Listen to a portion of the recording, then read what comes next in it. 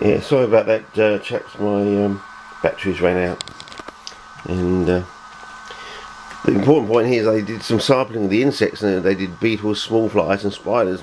And basically, it turned out that the greatest capture was with beetles. So basically, it should be called the beetle trap. So it should be like Diana's beetle trap.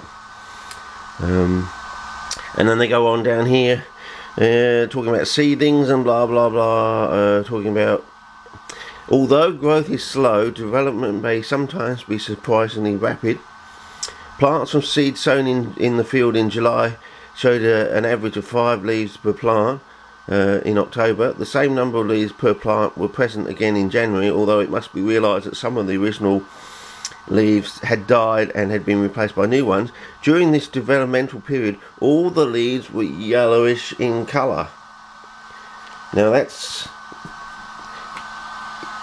in a sort of corollary with iron deficiency, and also you can look at it from a mycorrhizal point of view. Until the plants become mycorrhizal, they could be yellowish, and the trigger to become mycorrhizal could be an iron deficiency, which again could go back to being this yellowish thing. I have seen some of them; they do look really sick and unhealthy and unwell sort of thing, until I assume they become mycorrhizal in a way. But there's an indication from the paper there about the seedling stage being, you know, very yellowish in colour. And however, dangerous generalisations of some plants that were known to be 1 year old showed the same amount of development as a 2-year-old plant. Well, again, that's sort of indicative that, you know, if you get a young plant that suddenly latches on to mycorrhizae, it could have massive development and start looking like a 2-year-old plant sort of thing, you know. Again, sort of going back to this yellowish seedling sort of stage, I think. Anyway, they talk about trap size down here being about 2.25 centimetres in size. Yeah, sort of strange that, because 3.25, if you put that into inches, that's probably the maximum natural size. Whether there's been a mistake between centimetres and inches, I don't know. But I have seen plants of the 3.25 inch size. So that sort of confusion in my head is negated, because I've actually seen plants from the wild, 4 months in the wild, that were of the 3.25 inch size.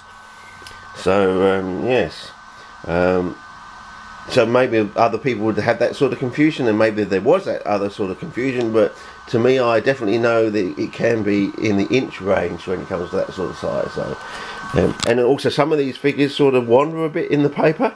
And also the same with the pH. There's slight discrepancies in the pH throughout the paper. Figures being round the wrong way sort of thing. You know, like being flipped by accident. I think it's just an error, I think, but it does cause a little bit of confusion. Until if you've read the paper enough times, suddenly you think, hang on, I thought I saw it was, and then you go back and, oh, yeah, it is different. It's just like two of the decimal point numbers or something like round the other way sort of thing. Anyway, we'll do this. We'll go through the paper further on for another thing, but I've got to get off, finish charging these silver ones, which are the ones that's supposed to say charge the longest, and they take longer to charge, of course, and then get out there. Okay, I'm starting to stoop a bit. Oh, hopefully my back will be better once we get out in the bush. It always does. You know, walk around for an hour, push yourself, and then suddenly you feel all right. Okay, over and out.